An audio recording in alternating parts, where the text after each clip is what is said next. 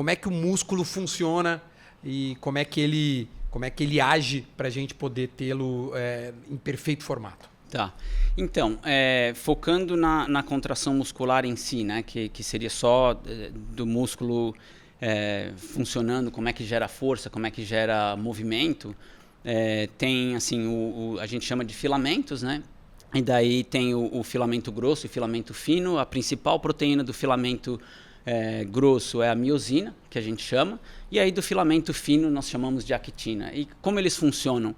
Eu acho que a melhor analogia, né, para se imaginar seria seria ali um cabo de guerra, né? Então aquele cabo seria a proteína do filamento fino, seria a actina, e aí a miosina ela funciona como se fosse as pás de remadores, tá? Uhum. Mas a diferença é que conforme se fosse funcionar como se fosse um barco de remo, né? Não dá para todas, o ideal, né, quando está se remando, tu tem que ter todas as pás ao mesmo tempo, né? Tem que estar sincronizado. Isso não funciona para o músculo. O músculo tem que ser dessincronizado. Porque se sincronizar tudo, a hora que puxa, e o que acontece quando larga? Não, quando larga, o problema é quando larga. Dá para puxar tudo, existe a estrutura mecânica para aquilo, mas se tudo puxar junto, a hora que larga, então a gente não teria a contração. Então é um processo meio... Entendi, sim.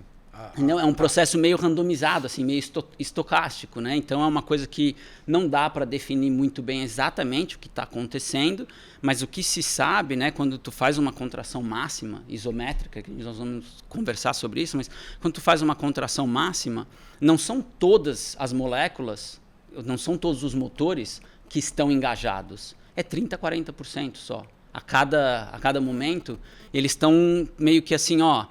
Eu pego agora e assim que eu largar você pega, né? E vai puxando ali e aí vai encurtando o músculo dessa forma. Então, assim, de uma forma mais simplificada, é assim que funciona. Essas são as duas principais proteínas e o principal mecanismo. Tem que ter alternância dessas pontes cruzadas. É como se a gente fosse caminhar. Ou melhor, vamos pensar num escalador. O escalador está subindo linearmente, né, em velocidade contínua. Sim. Então, uma mão, outra mão. Isso. Se for as duas ao mesmo tempo, vai ter um momento que ele vai parar. Isso ou mesmo. vai cair. Ou então, cai, vai, ou para fazendo, ou cai. Né, isso aqui. E é muito legal, eu gosto muito de ver as analogias dos profissionais, né, cada um tentando explicar como é que funciona a contração muscular. E essa do remador é perfeita, né, porque se a gente olhar mesmo no microscópio, é o que vai acontecer, como se fossem pazinhas fazendo esse remo. E aí tu tocaste no ponto de tipos de contração, né? Sim. Elas funcionam da mesma forma, essas contrações, ou quais são esses tipos e como é que a gente pode colocar isso no dia a dia, essas contrações? Conta pra gente. Então, a gente classifica as contrações, né? A forma mais fácil de classificar seria 3 tipos, né? A contração isométrica, aí tem a contração que chama-se de concêntrica e a contração excêntrica, que está se popularizando um pouco mais. Então, a isométrica, teoricamente, não tem movimento, né? Então, é a contração onde existe a força, mas não está se produzindo movimento. Aí, a contração concêntrica... Vou só exemplificar. É como se eu estivesse segurando um peso... Aqui, ó. Estou segurando aqui, ó. Né? Aqui Sim. eu estou isométrico. Sim. Não estou nem aumentando, nem diminuindo. Isso mesmo.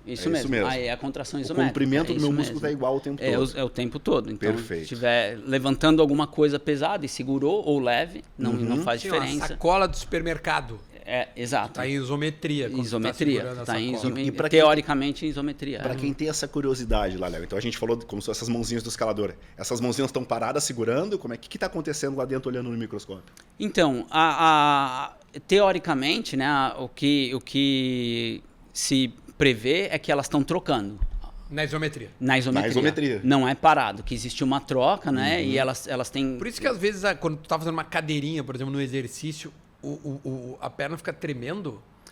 Esse é um interessante, dá uma tremedeira. A fonte, né, de onde vem essa tremedeira são as fibras, né, que estão alternando também. Então, tu tem uma alternação não é só de molécula, mas é de células que estão sendo envolvidas. Aí isso já envolve as fibras e envolve os grupos de fibras. Aí é uma coisa que eu acho que envolve mais o controle motor também, né? Porque daí tu tem aquela fibrilação, vamos dizer assim, e vem essa alternância também do músculo que está sendo recrutado. Que tu fica na contração isométrica muito tempo, a fibra que engajou primeiro, ela fadiga. Sim.